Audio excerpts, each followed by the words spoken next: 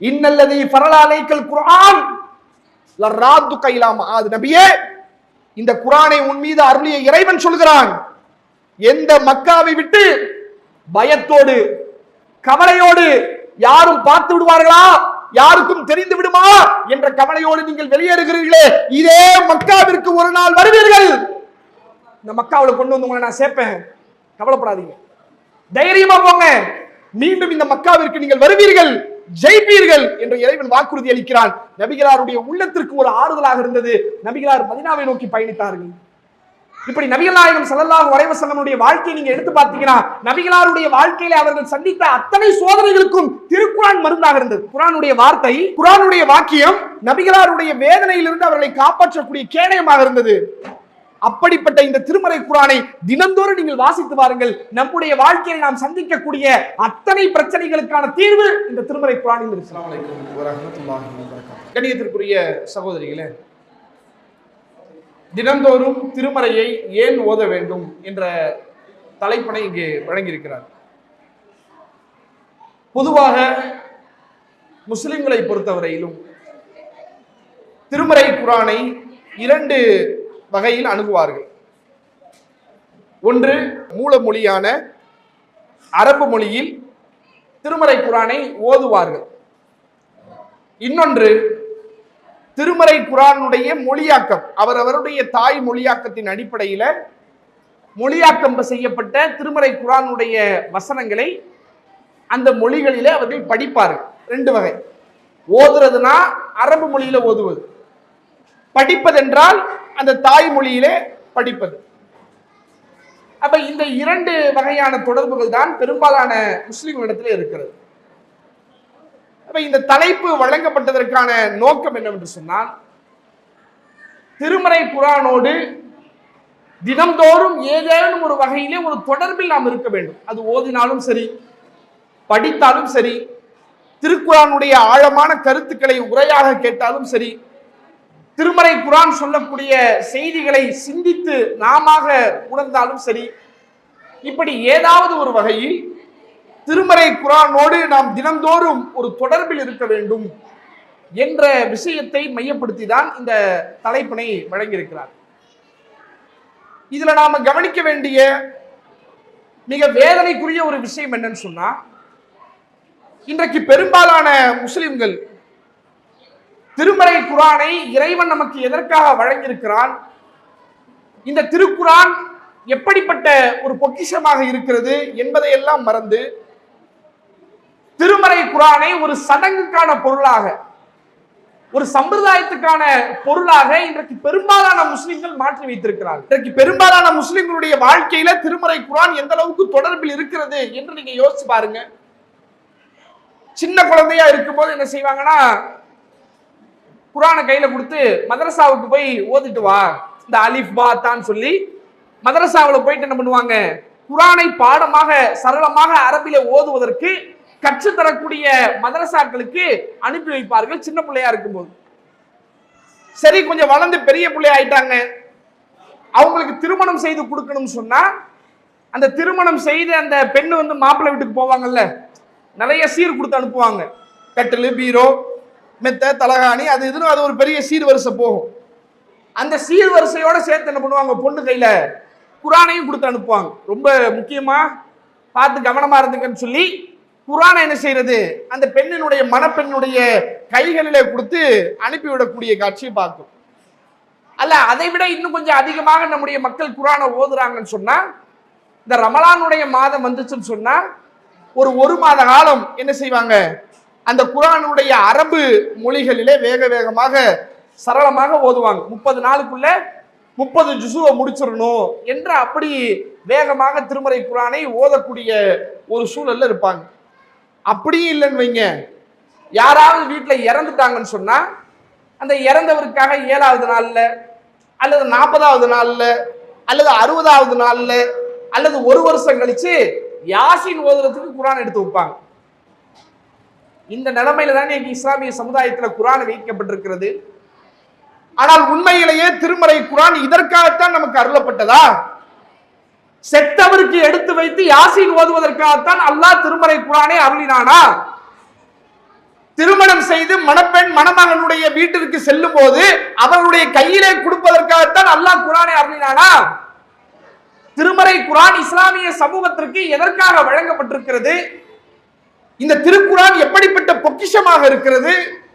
இந்த உலகத்திற்கு திருமறை குர்ஆன் எடுத்து சொல்லக்கூடிய செய்திகள் என்ன என்பதை எந்த விதமான அது பற்றிய தெளிவும் இல்லாமல் அறிவும் இல்லாமல் திருமறை குர்ஆனை கண்ணியப்படுத்துகிறோம் என்ற பெயரில் அது ஏதோ ஒரு பட்டு துணியில போத்தி நல்ல பரணி மேல ஒசரமான இடத்துல மூடி வச்சு கீழே வச்சிடக்கூடாது, கை கிட்ட வச்சிடக்கூடாது, கால் பற்றக்கூடாது, கைப்பற்றக்கூடாது என்று கண்ணுக்கு கூட தெரியாத அளவுக்கு குர்ஆனை மூடி ஓரமா ஒரு பரணி மேல வைக்கிறது தான் குர்ஆனுக்கு நாம் தரக்கூடிய மரியாதை என்று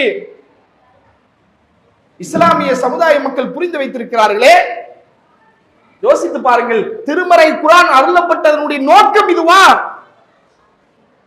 23 ஆண்டு காலம் நபிகள் நாயகம் ஸல்லல்லாஹு அலைஹி வஸல்லம் மன்னவர்களுக்கு சிறிது சிறிதாக திருமறை குர்ஆனுடைய வசனங்கள் இறக்கப்பட்டதே இந்த திருமறை குர்ஆனுடைய வசனங்களை காக்க வேண்டும் என்பதற்காக, அதை ஓத வேண்டும் என்பதற்காக, அதை நடைமுறைப்படுத்த வேண்டும் என்பதற்காக ஏராளமான கஷ்டங்களையும் தியாகங்களையும் துன்பங்களையும் அன்னலம் பெருமகனார் நபிகள் நாயகம் ஸல்லல்லாஹு அலைஹி வஸல்லம் என்பவர்கள் தங்களுடைய வாழ்நாளில் அனுபவித்தார்களே.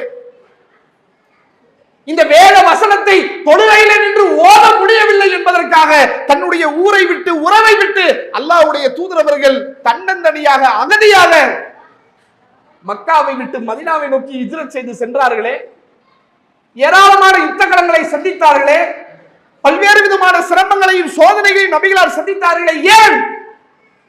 இந்த திருமறை குர்ஆனின் அடிப்படையிலே வாழ வேண்டும் என்பதற்காக, இந்த திருக்குர்ஆன் சொல்லக்கூடிய போதனைக்கு கட்டுப்பட்டு நடக்க வேண்டும் என்பதற்காக. இப்படி 23 ஆண்டு காலம் அல்லாஹ்வுடைய தூதர் அவர்கள் தன்னுடைய ஒட்டுமொத்த வாழ்க்கையவே இந்த திருமறை குர்ஆனுக்காக அர்ப்பணித்தார்களே. அப்பேற்பட்ட இந்த திருக்குர்ஆனை தூக்கி கொண்டு போய் பரணி மேல வைத்துக் கொண்டிருக்க இஸ்லாமிய சமுதாயம் இருக்கிறார்களே. யோசித்து பாருங்கள், இதுதான் திருக்குர்ஆனுக்கு நாம் தரக்கூடிய கண்ணியமா? இதுதான் திருமறை குர்ஆனுக்கு நாம் தரக்கூடிய முக்கியத்துவமா? அல்லாஹ் இதற்காகவா திருமறை குர்ஆனை அருளி இருக்கிறான்? எந்த இடத்துல அங்க தப்பு நடக்குது? என்ன புரிஞ்சு வச்சிருக்கீங்க குர்ஆனை? ஒரு மாற்று மதத்தை சார்ந்த நபர்களுக்கு அவங்களுடைய கடவுள் கொள்கை, அவருடைய நம்பிக்கை அது வேற, அதுக்குள்ள நம்ம போகல. அவர்களுக்கு எப்படி ஒரு புனித நூல் இருக்கிறதோ, ஒரு பகவத்கீதை, ஒரு ராமாயணம், ஒரு பைபிள், இதெல்லாம் எப்படி ஒரு புனித நூலாக, ஒரு மத நூலாக அவர்கள் வைத்திருக்கிறார்களோ அதுபோல குர்ஆன் என்பது ஒரு மத நூல் என்று விளங்கி வைத்திருக்கிறீர்களா? இல்லை. மதத்தினுடைய சடங்கையும் சம்பிரதாயத்தையும் அதை மட்டும் பேசுவதற்காக திருமறை குர்ஆன் அருளப்படவில்லை. அது திருமறை குர்ஆன் அருளப்பட்டதனுடைய நோக்கம் அல்ல.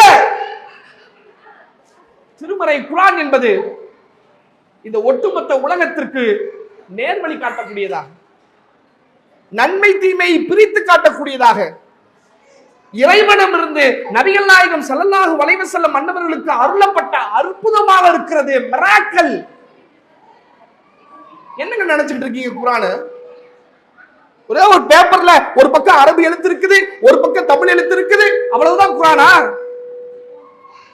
திருமறை குர்ஆன் என்பது சாதாரண புஸ்தகம் அல்ல, மத நூல் அல்ல, சடங்கு சம்பிரதாயங்களை பேசக்கூடிய ஒரு புஸ்தகம் அல்ல. திருமறை குர்ஆன் என்பது வாழும் அற்புதம். பொக்கிஷத்தை அல்லாஹ் கையில கொடுத்திருக்காங்க. விலை மதிப்பே அற்ற ஒரு ஆச்சரியத்தை, ஒரு அற்புதத்தை இறைவன் நம்முடைய கரங்களிலே கொடுத்திருக்கிறார். அதனுடைய முக்கியத்துவம் தெரியாமல் இன்றைக்கு அதை வைத்து விளையாடி கொண்டிருக்கிறோம். அந்த சமுதாயத்திற்கு அனுப்பப்பட்ட ஒவ்வொரு நபிமார்களிடத்திலும் அன்றைய காலகட்டத்திலே வாழ்ந்த மக்கள் கேட்டார்கள், என்ன? ஒரு இறை தூதர் வருகிறார், வந்தவுடனே நீங்க தான் இறை தூதர், உங்களை நாங்க ஏத்துக்கிறோம் என்று மக்கள் போக மாட்டாங்க. நீ இறை தூதர் என்றால் அதற்கான ஆதாரம் என்ன? நீ இவ்வளவு நாள் எங்க கூட தானப்பா இருந்த, எங்களோட தானே இருந்த, திடீரென்று வந்து நான் இறை தூதர், எனக்கு இறைவனிடம் இருந்து வகை செய்தி வருகிறது, இனிமே நான் சொன்ன அடிப்படையில் தான் நீங்கள் வாழ வேண்டும் என்றெல்லாம் நீ சொல்றிய, நீ இறை தூதர் என்பதற்கு என்ன ஆதாரம்? ஆதாரம் இருக்குதா? எதுவும் அற்புதம் இருக்குதா? இறைவனிடமிருந்து எதுவும் அத்தாட்சி வந்திருக்கிறதா என்று எல்லா மக்களும் கேட்டார்கள். அல்லாஹ் ரப்பல் ஆலமீன் தன்னுடைய திருமறையை சொல்லி காட்டுகிறான், வகாலு லவ் உன்சில அலைஹி ஆயாத்தும் மிர் ரப்பிஹி இவருக்கு இறைவனிடமிருந்து ஒரு அத்தாட்சி அருளப்பட்டிருக்க கூடாதா? ஒரு அற்புதம், ஒரு சான்று இறக்கப்பட்டிருக்க கூடாதா என்று கேட்டவுடனே அதற்கு நபிமார்கள் பதில் சொல்கிறார்கள், குல் இன்னமா ஆயாத்து இந்தல்லாஹ், அறிந்து கொள்ளுங்கள், அத்தாட்சிகள் எல்லாம் அற்புதங்கள் எல்லாம் அல்லாஹ்விடம் தான் இருக்கிறது. இன்னமான நதீருன் முபீன், நான் தெளிவாக எச்சரிக்கை செய்யக்கூடியவன், அவ்வளவுதான். உனக்கு அற்புதம் வேண்டுமா, அத்தாட்சி வேண்டுமா, ஆதாரம் வேண்டுமா, அல்லாஹ்விடம் இருக்கிறது, அல்லாஹ் அதை தருவான். என்னால ஒண்ணு செய்ய முடியாது, நான் மனுஷன் தான்ப்பா, என்னால அற்புதத்தை செய்ய முடியாது, அல்லாஹ் நாடினால் அற்புதத்தை நிகழ்த்துவான் என்று சொன்னார்கள். ஒவ்வொரு நபிமார்களுக்கும் இறைவனால் அற்புதங்கள் வழங்கப்பட்டது. ஈசா நபி அவர்கள் இறைவனுடைய ஏராளமான அற்புதங்கள் வழங்கப்பட்ட நபி ஈசா நபி. கண் பார்வையற்ற பிறவி குருடரை எல்லாம் சரியாக்கினார்கள். இந்த பிறவி குருடு இருக்குல்லங்க, இப்ப நம்ம கண் இருக்குது, யதார்த்தமா வாழ்ந்துட்டு இருக்கிறோம், திடீர்னு ஒரு விபத்து, அந்த விபத்துல நம்முடைய கண் பார்வை பறி போயிருச்சு வைங்க, திரும்ப வேற ஒரு கண்ணை கொண்டு வந்து பொறுத்துனா பார்வை தெரியும். ஆனால் பிறவி குருடு என்பது அவர்களுக்கு பார்வைக்கான எந்த விதமான அம்சமும் இருக்காது, அந்த நரம்பே இருக்காது. பார்த்தால் ஒரு பொருளை தெரிய வைக்கக்கூடிய, அந்த கலரை தெரிய வைக்கக்கூடிய எந்த விதமான அம்சமும் அவருடைய கண்களுடைய நரம்புகள் இருக்காது, செத்து போயிருக்கும். பிறவி குருடு சரி பண்ணவே முடியாது. அப்படிப்பட்ட பிறவி குருடை ஈசா நபி அவர்கள் தடவி சரி செய்தார்கள். அற்புதம். வெண்குஷ்ட நோயாளிகளுடைய அந்த நோயை நிவாரணம் செய்தார்கள். அற்புதம். மூசா நபி அவர்கள் ஃபிரௌனுடைய படை துரத்தி கொண்டு வரக்கூடிய சந்தர்ப்பத்திலே கடலின் மீது ஓங்கி அடித்து கடலை இரண்டாக பிளந்தார்கள். அற்புதம். அற்புதம் தானே? கடலை பிறந்தது எப்படி அற்புதமோ, பிறவி குருடை சரி செய்தது எப்படி அற்புதமோ, தொழுநோயாளிகளை குணப்படுத்தியது எப்படி அற்புதமோ, அது போல குர்ஆன் என்பது ஒரு அற்புதம். மிகப்பெரிய பொக்கிஷத்தை அல்லாஹ் கையில கொடுத்திருக்காங்க. இறைவன் தன்னுடைய திருமறையில சொல்லி காட்டுகிறான், இன் குன்தும் ஃபீ ரைபின் மிம்மா நஸல்னா அலா அப்தினா ஃபஅது பிசூரத்தின் மின் மிஸ்லிஹி வதுஉ ஷுஹதாஅக்கும் மின் துனில்லாஹ் இன் குன்தும் சாதிகீன். இதோ நம்முடைய அடியார் இந்த முகமது, இவருக்கு நாம் அருளிய இந்த வேதத்தில் உங்களுக்கு சந்தேகம் இருக்குமையானால், ரசூலுல்லாஹ் குர்ஆனை சொல்றாங்க, குர்ஆனுடைய வசனங்களை சொல்றாங்க, அப்படியே இந்த மக்களுக்கு ஓதி காட்டுறாங்க. கேட்கக்கூடிய மக்கள் எல்லாம் ஆச்சரியப்படுகிறார்கள். ஏன்? ரசூலுல்லாஹ்வுக்கு எழுதவும் தெரியாது, படிக்கவும் தெரியாது. ஒருவேளை ரசூலுல்லாஹ்வுக்கு எழுதவும் படிக்கவும் தெரிஞ்சிருந்தா என்ன சொல்லியிருப்பான்? அவருக்கு ஏற்கனவே படிக்க தெரியலப்பா, ஏதாவது ஒரு புத்தகத்தை படிச்சுட்டு வந்து நம்ம கிட்ட சொல்றாரு என்று சொல்லியிருப்பான். ஆனால் நபிகளார் எழுதவும் மாட்டார்கள், படிக்கவும் தெரியாது. அப்படிப்பட்ட நபியினுடைய நாவிலிருந்து திருமறை குர்ஆனுடைய வசனங்களை கேட்கிறான். கேட்டு அப்படியே மெய் சிலிர்த்து வியந்து நிற்கிறான். அப்போது இறைவன் சொல்கிறான், இன் குன்தும் ஃபீ ரைபி மிம்மா நஸல்னா அலா அப்தினா, இதோ நம்முடைய அடியாராகிய இந்த முகமதுக்கு நாம் அருளிய இந்த வேதத்தில் உங்களுக்கு சந்தேகம் இருக்குமையானால் ஃபஅது பிசூரத்தின் மின் மிஸ்லிஹி, முடிந்தால் இது போல ஒரு சூறாவை கொண்டு வந்து காற்றா பாத்துறலாம். நீ என்ன நினைச்சுக்கிட்ட? வெறும் வார்த்தையா, வசனமா, வாக்கியமா, அற்புதம் முடியாதுன்னு நினைக்கிறல, நீ கொண்டு வந்து காட்டு பாத்துறலாம். ஒரு சூறா கொண்டு வந்து காட்டு. முடியல, இன்னைக்கு வரைக்கும் முடியல, என்றைக்கு முடியாது. ஏன்? இது அல்லாஹ்விடமிருந்து வந்த அற்புதம். இதை உலகத்தில் எவனாலையும் முறியடிக்க முடியாது. அப்படிப்பட்ட பேர் அற்புதத்தை அல்லாஹ் நம்முடைய கரங்களிலே தந்திருக்கிறான், சத்தியத்தை தந்திருக்கிறான், உண்மையை தந்திருக்கிறான். அப்படிப்பட்ட வேதத்தை இன்றைக்கு நாம எப்படிங்க வச்சுக்கிட்டு இருக்கிறோம்? யோசிச்சு பாருங்க. எவ்வளவு மோசமான நிலைமையில இஸ்லாமிய சமூகம் இந்த திருமறை குர்ஆனை அணுகி கொண்டிருக்கிறார்கள். இதுல நாம கவனிக்க வேண்டிய இந்த நேரத்தில் உங்களுக்கு சொல்ல வேண்டிய முக்கியமான செய்தி என்ன தெரியுமா? திருமறை குர்ஆனை நீங்கள் தினந்தோறும் படித்து பாருங்கள். இந்த திருமறை குர்ஆனுடைய வசனங்கள் உங்களுடைய வாழ்க்கையிலே நீங்கள் சந்திக்கக்கூடிய அனைத்து பிரச்சனைகளுக்கான தீர்வு இந்த குர்ஆனில் இருக்கிறது. அல்லாஹ் அப்படிதான் சொல்றான். இறைவன் பேசுகிறான், யா அய்யுஹன் நாஸ், மக்களே, கத் ஜாஅத்துக்கும் மௌஇலத்தும் மின் ரப்பிக்கும், உங்கள் இறைவனிடமிருந்து உங்களுக்கு உபதேசம் வந்திருக்கிறது. வஷிஃபாஉ லிமா ஃபி சுதூர், உங்கள் உள்ளங்களிலே உள்ள நோய்களுக்கு இதிலே மருந்து இருக்கிறது. வஹுதன் வ ரஹ்மத்தல் லில் முஃமினீன், ஈமான் கொண்டவர்களுக்கு நேர்வழியும் அருளும் இதிலே இருக்கிறது. திருமறை குர்ஆன் என்பது சடங்குக்கான நூல் அல்ல. இதை நீ படித்து பார், வாசித்து பார், அந்த செய்திகளை சிந்தித்து பார். உன்னுடைய அன்றாட வாழ்க்கையில நீ சந்திக்கக்கூடிய அனைத்து கஷ்டங்களுக்கும் இதுல நிவாரணம் இருக்குங்கிறான். குர்ஆனை என்னைக்காவது நம்ம அப்படி பார்த்திருப்போமா? திருக்குர்ஆனை ரொம்ப கவலையா இருக்குங்க, மனவேதனையா இருக்கு, வாழ்க்கையில ரொம்ப சிரமத்தையும் கஷ்டத்தையும் சந்திச்சிருக்கிறேன், எனக்கு என்ன செய்யறதுனே தெரியல என்ற நேரத்துல திருமறை குர்ஆனை நீங்கள் திருப்பி பார்த்திருக்கிறீர்களா? அந்த வசனத்தை எடுத்து வாசித்திருக்கிறீர்களா? வாசித்து பாருங்கள். உங்களுடைய உள்ளத்தில் ஏற்பட்ட வலிக்கு அது மருந்தை தரும். உங்களுடைய உள்ளம் அனுபவித்த வேதனைக்கு அது அருமருந்தாக வந்து நிற்கும். திருமறை குர்ஆன் சொல்லக்கூடிய வாக்குறுதி. இன்றைக்கு அப்படி நம்ம குர்ஆனை பார்க்கலையே. ஏதோ மாசம் ரமலான் மாசம் வந்தா எடுத்து ஓதுவோம், ஏதோ யாராவது செத்துட்டா எடுத்து ஓதுவோம். செத்தவனுக்கு ஓதுறதுக்காக அல்லாஹ் குர்ஆனை தந்தான். திருமறை குர்ஆனுடைய நோக்கம் யார் உயிரோடு வாழ்கிறாரோ அவரை எச்சரிக்கை செய்வதற்காகத்தான் திருமறை குர்ஆன் அருளப்பட்டிருக்கிறது. ஆனால் அதை கொண்டு போய் இறந்தவருக்கு வைத்து ஓதிக் கொண்டிருக்கிறோம். திருக்குர்ஆனுடைய நோக்கம் அது அல்ல. உன்னுடைய வாழ்க்கையில் நீ சந்திக்கக்கூடிய அனைத்து பிரச்சனைகளுக்கும் திருமறை குர்ஆனிலே தீர்வு இருக்கிறது. எடுத்து படிச்சு பாரு. என்னென்ன பிரச்சனை? விளையாட்டுக்கு சொல்லல, பேச வேண்டும் என்பதற்காக அல்ல. திருமறை குர்ஆன் சொல்லக்கூடிய அனைத்து செய்திகளும் நமக்கான தீர்வு அதில் இருக்கிறது. ஆண்களாக இருந்தால் அவர்கள் சந்திக்கக்கூடிய பிரச்சனை அது வேற. பெண்களாக இருக்கக்கூடிய நாம் நம்முடைய குடும்ப வாழ்க்கையில சந்திக்கக்கூடிய பிரச்சனைகளை எல்லாம் அப்படியே யோசிச்சு பாருங்க. ஒரு திருமணம் ஆகுது, திருமணமாகி 2 வருஷம் பிரச்சனை இல்லை, யாரும் எதுவும் சொல்றது இல்லை. வருஷம் 2 வருஷம் 3 வருஷம் 4 வருஷம் 5 வருஷம் ஆச்சுன்னு எல்லாரும் வந்து நின்றுவாங்க வரிசையில். என்ன எதுவும் விசேஷம் இல்லையா? எதுவும் செய்தி இல்லையா? சும்மாதான் இருக்கியா? வயிற்றுல புழுப்பூச்சி இல்லையா? வயிற்றுல புழுப்பூச்சி இருந்தா உங்களுக்கு என்ன? நீங்க எதுவும் மருந்து வாங்கி தர போறீங்களா? புழுப்பூச்சி இல்ல, பிள்ளை இல்லையான்னு கேட்கிறேன். எதுவும் விசேஷம் இல்லையா? விசேஷம் இருக்குங்க, இன்னும் 1 மாசத்துல பக்ரீத் வருதுங்க அப்படி சொல்லி பாருங்க. அந்த விசேஷத்தை கேட்கல. குழந்தை எதுவும் உண்டாகலையா? உனக்கு என்னப்பா? குழந்தை உண்டானா உனக்கு என்ன? நீயா வந்து பார்க்க போற? நீ எதுவும் செலவு பண்ண போறியா? நீ எதுவும் புள்ள பத்தா வந்து உட்கார்ந்து அதை தாளாட்ட போறீங்க? நீ என்ன செய்ய போற? ஒன்னும் செய்ய மாட்டா, வந்து கேட்கறது. விசேஷம் இல்லையா? குழந்தை எதுவும் இல்லையா? சும்மாதான் இருக்கியா? 2 வருஷம் போகுது, 3 வருஷம் போகுது.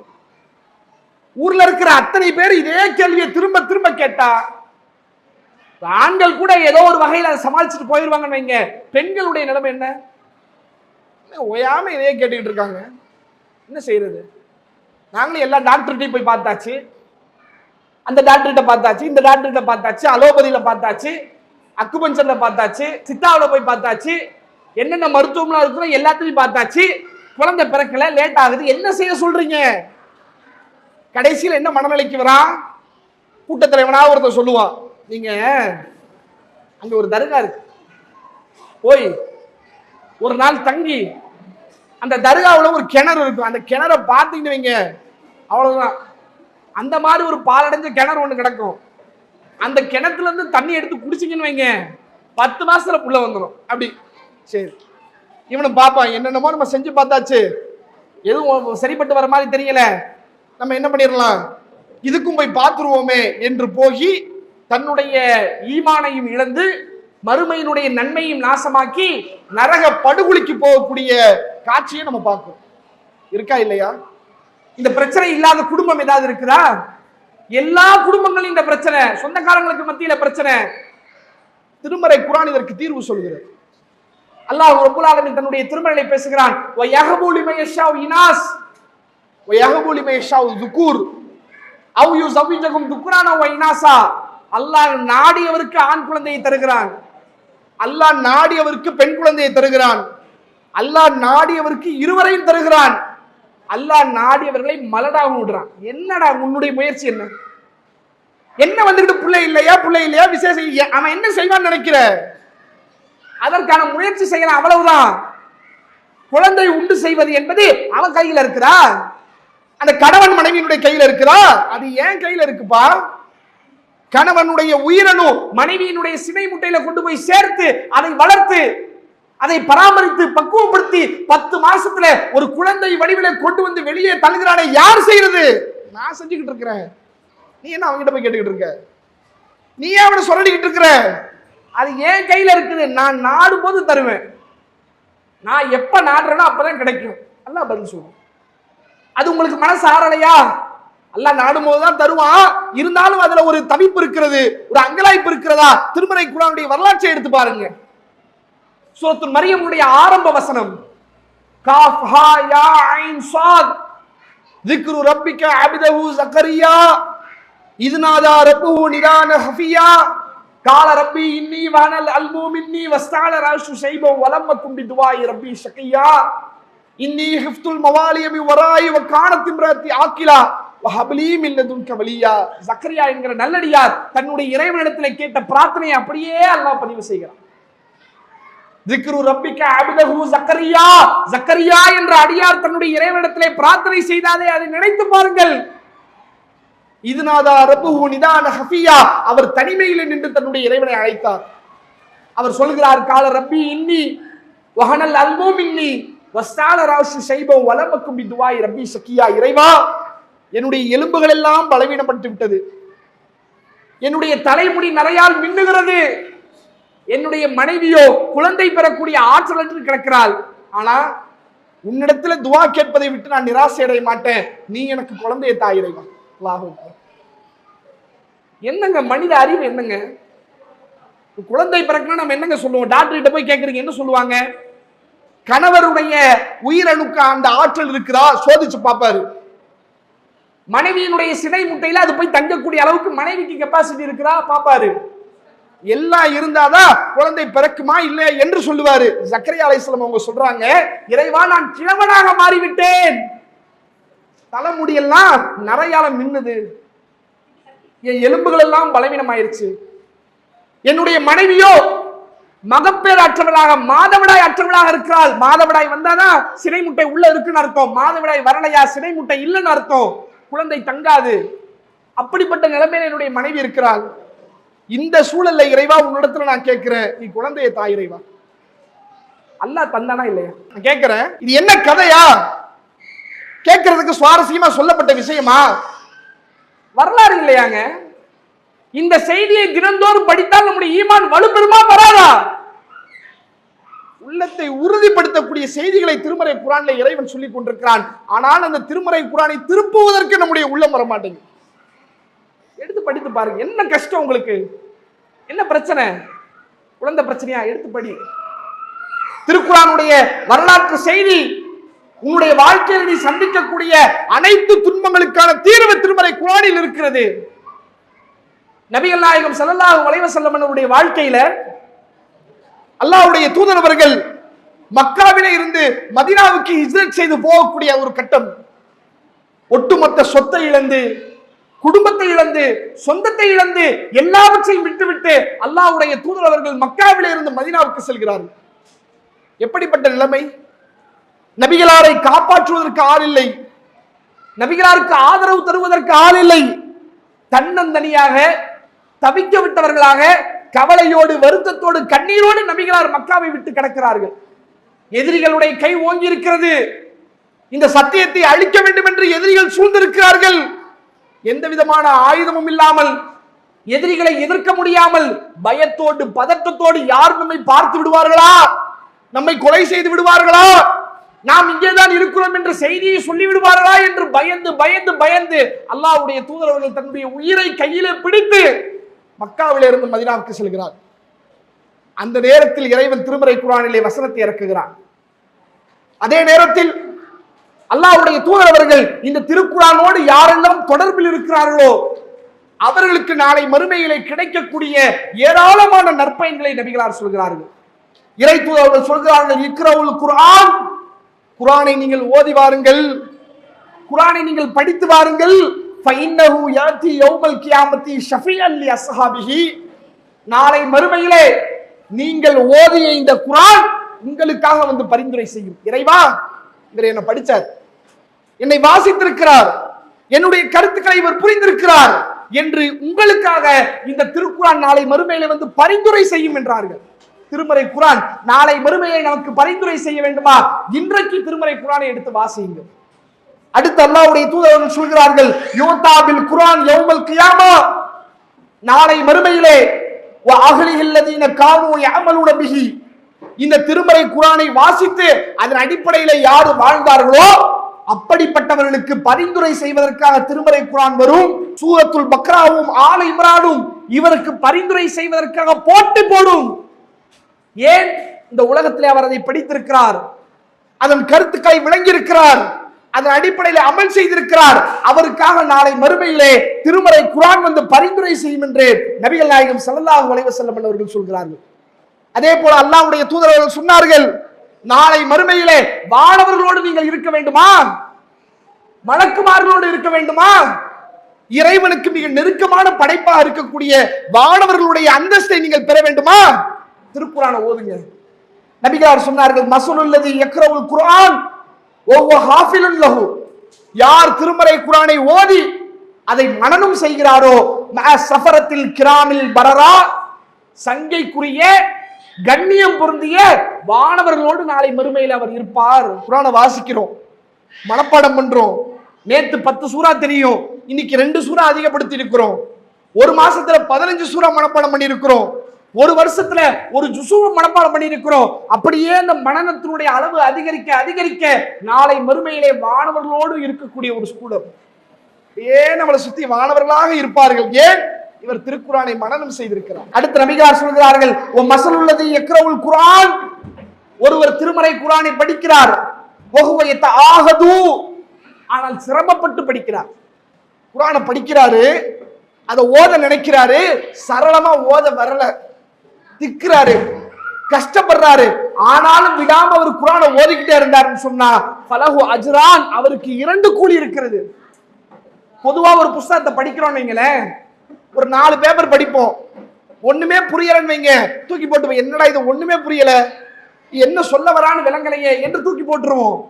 இறைவன் சொல்லுகிறான், நபிகளார் சொல்கிறார்கள், ஒருவர் சிரமத்தோடு வாசிப்பதற்கு கஷ்டமா இருக்குது, ஓதுவதற்கு சிரமமாக இருக்கிறது, இருந்தாலும் திருமறை குர்ஆனை வாசிக்க வேண்டும் என்று சிரமப்பட்டு ஒருவர் குர்ஆனை ஓதுவாரையானால் ஃபலஹு அஜ்ரான், அவருக்கு 2 கூலி இருக்கிறது. குர்ஆனை ஓதுனாரு, சிரமப்பட்டு ஓதுனார்ல, கஷ்டமா இருக்குன்னு விட்டுட்டு போகல, அதை எப்படியாவது படிக்க வேண்டும் என்று ஆசைப்பட்டார்ல, அவருக்கு 2 கூலியை தருவதாக நபிகள் நாயகம் ஸல்லல்லாஹு அலைஹி வஸல்லம் அவர்கள் சொல்லக்கூடிய அந்த செய்தியை பார்க்கிறோம். அதே போல திருமறை குர்ஆனை வாசிப்பது என்பது, திருக்குர்ஆனை ஓதுவது என்பது வெறுமனே அந்த ஏட்டு சுரக்கா மாதிரி இருந்துடக்கூடாது. ஒரு போட்டிக்காக படிக்கிறோம், ஒரு நிகழ்ச்சிக்காக படிக்கிறோம், ஒரு மாசம் படிச்சோம், ஒரு 6 மாசம் படிச்சோம், அதுக்கப்புறம் என்னங்க, அதுக்கப்புறம் அவ்வளவுதான், பழசு மாதிரி தான். இந்த பள்ளிக்கூடத்துல படிக்கும் போது 10ஆம் வகுப்பு 12ஆம் வகுப்பு படிக்கிறாங்கல்ல பசங்க, ஒரு வருஷம் உள்ள புக்கை கையிலேயே வச்சு படிச்சுட்டு இருப்பான், எங்க போனாலும் புஸ்தகம் கையுமா இருப்பான். அந்த பொது தேர்வு முடிஞ்சிச்சுன்னு வைங்க, எல்லா புஸ்தகத்தையும் தூக்கிட்டு முதல் வேலையா ஒரு கடைக்கு போவான், எங்க காயலாங்கடைக்கு கொண்டு போய் எல்லா புஸ்தகத்தையும் போட்டு அவன் கொடுக்குற 5 ரூபாய்க்கு பேரிச்சம்பழத்தை வாங்கி தின்னாதான் அப்பாடா ஒரு வழியா படிச்சதுக்கு இந்த பேரிச்சம்பழம் தான் நமக்கு கிடைச்சிருக்குது என்ற நிலைமை. அப்படி இருக்கக்கூடாது. திருக்குர்ஆனுடைய வாசிப்பு என்பது நம்முடைய வாழ்க்கையில் அது மிளிர வேண்டும். எந்த வசனத்தை வாசிக்கிறோம், எந்த வரலாற்றை வாசிக்கிறோம், எந்த நற்குணத்தை வாசிக்கிறோம், அந்த குணம் நம்முடைய வாழ்க்கையில மிளிருகிறதா, அந்த வரலாற்றின் அடிப்படையிலே நம்முடைய உள்ளம் பக்குவப்பட்டிருக்கிறதா என்று உரசி பாருங்கள். நபிகள் நாயகம் ஸல்லல்லாஹு அலைஹி வஸல்லம் அவருடைய காலகட்டத்தில் அல்லாஹ்வுடைய தூதர் அவர்கள் ஜியாத் இப்னு லபீத் என்று சொல்லக்கூடிய ஒரு நபித்தோழர், அந்த நபித்தோழர் இடத்துல அல்லாஹ்வுடைய தூதர் அவங்க சொல்றாங்க, மறுமையினுடைய நாள் நெருக்கத்தில் இந்த மார்க்கத்தினுடைய கல்வி அறிவு பறிக்கப்படும் என்றார்கள். இப்ப சொன்ன உடனே அந்த ஜியாத் இப்னு லபீத் என்கிற நபித்தோழர், அது எப்படி கல்வி அறிவு பறிக்கப்படும், நஹ்னு நக்ரவுல் குர்ஆன், நாங்கள் குர்ஆனை ஓதிக்கொண்டிருக்கிறோம், நுக்ரியு அப்னானா, எங்களுடைய குழந்தைகளுக்கு அதை நாங்கள் ஓத சொல்லி தருகிறோம், யுக்ரியு அப்னாவுனா அப்னாஹும், எங்களுடைய குழந்தைகள் அவருடைய குழந்தைகளுக்கு ஓத சொல்லி தருவார்கள்.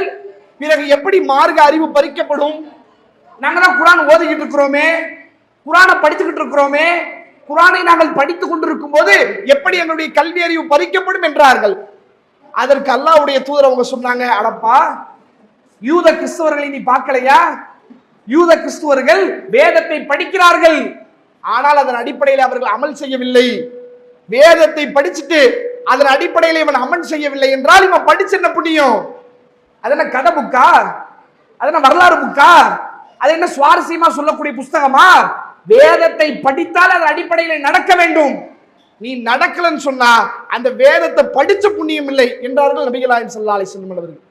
அப்ப நம்முடைய வாழ்க்கையில திருமறை குர்ஆனுடைய தொடர்பு என்பது வெறுமனே படிக்கிறதோட ஓதுகிறதோட வாசிக்கிறதோடு நின்றுவிடக் கூடாது. நாம் எந்த செய்திகளை படிக்கிறோமோ, எந்த வரலாற்று செய்தியை வாசிக்கிறோமோ, அதன் அடிப்படையில் நம்முடைய வாழ்க்கை கட்டமைக்கப்படுவதற்கான முயற்சியில் நாம் இறங்க வேண்டும். அப்படி நாம கொஞ்சம் கொஞ்சமாக நாம இறங்க ஆரம்பித்தால் அல்லாஹ்வுடைய உதவியை கொண்டு, இறைவனுடைய அருளை கொண்டு உங்களுடைய வாழ்க்கையிலே மிகப்பெரிய ஈமானிய உறுதியை நீங்கள் பார்ப்பீர்கள். யார் இந்த திருமறை குர்ஆனை வாசித்து அதோடு தன்னுடைய வாழ்க்கையை கட்டமைக்கிறாரோ அவர் இந்த உலகத்திலே மிகப்பெரிய ஈமானிய உறுதிக்கு சொந்தக்காரராக மாறுவார். இதற்கு ஒரு வரலாற்று செய்தி நம்ம சொல்றதா இருந்தா, நபிகள் நாயகம் ஸல்லல்லாஹு அலைஹி வஸல்லம் அண்ணனுடைய காலகட்டத்தில் நடந்த ஒரு அற்புதமான நிகழ்வு. உண்மையிலேயே எத்தனையோ சஹாபாக்களுடைய தியாகத்தை நம்ம கேட்டிருப்போம். எத்தனையோ நபித்தோழர்கள் இஸ்லாத்திற்காக எத்தனை பேரும் பொருளாதாரத்தால், தங்களுடைய உயிரால், தங்களுடைய உடலால் அவர்கள் செய்த ஏராளமான வரலாற்று தியாகங்களை வாசித்திருப்போம். ஆனால் அதற்கு நிகராக மிகப்பெரிய ஒரு தியாகத்தை எந்த ஒரு பெண்ணும் செய்திட முடியாத, எந்த ஒரு பெண்ணும் துணிய முடியாத ஒரு காரியத்தை இந்த திருமறை குர்ஆனுடைய வசனத்திற்காக தன்னுடைய வாழ்க்கையவே ஒரு பெண்மணி பணயமாக வைத்தார்கள் நபிகளாருடைய காலகட்டத்தில். யார் அவர்கள்? உலகத்திலே வாழும்போது சொர்க்கத்திற்கு நன்மாராயம் சொல்லப்பட்ட பெண்களில் ஒருவரான ஒருவர். நபிகள் நாயகம் ஸல்லல்லாஹு அலைஹி வஸல்லம் அவருடைய காலகட்டத்தில் மதீனாவிற்கு அல்லாஹ்வுடைய தூதர் அவர்கள் ஹிஜ்ரத் செய்து வந்த பிறகு தன்னுடைய கணவனை இழந்து கையிலே ஒரு குழந்தையோடு மதீனாவிலே எந்த விதமான ஆதரவும் இல்லாமல் தன்னந்தனியாக தவிக்க விடப்பட்ட பெண்மணி உம்மு சுலைம் ரலியல்லாஹு அன்ஹா. வரலாற்றிலே ருமைஸா பின்த் மில்ஹான் என்று அறியப்பட்டவர்கள் பிற்காலத்திலே உம்மு சுலைம் என்று வரலாற்றிலே பதிவு செய்யப்படுகிறார்கள். மதீனாவிற்கு வருகிறார்கள், ஹிஜ்ரத் செய்து வருகிறார்கள்.